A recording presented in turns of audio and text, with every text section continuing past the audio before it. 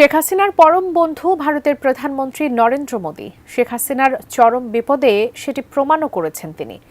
তবে শত চেষ্টা করেও বাংলাদেশে তাকে টিকিয়ে রাখতে পারেনি মোদী সরকার।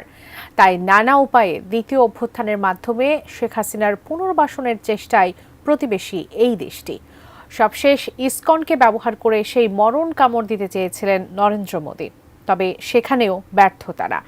এবার কোন পরিকল্পনায় নামছে তারা, জানাচ্ছেন সহকর্মী মোহাম্মদ সোহাগ বিশ্বাস। দেশকে স্বৈরাচার মুক্ত করতে প্রায় ২,০০০-এর মতো ছাত্র জনতা প্রাণ দিয়েছে। আহত হয়েছে ৩০,০০০-এরও বেশি মানুষ। গোটা দেশে যখন ভয়াবহ অবস্থা, তখন মুখে কুলুপ এঁটেছিল উগ্রবাদী সংগঠন ইসকন। এই গণহত্যার পক্ষে না দাঁড়িয়ে বিপরীতমুখী অবস্থানে ছিল তারা। তবে শেখ হাসিনার পতনের পর হঠাৎ করেই সক্রিয় ইসকন। ভারতের ইন্ধনে একের পর এক দেশি বিরোধী চক্রান্তের গুটি চালাচ্ছে তারা।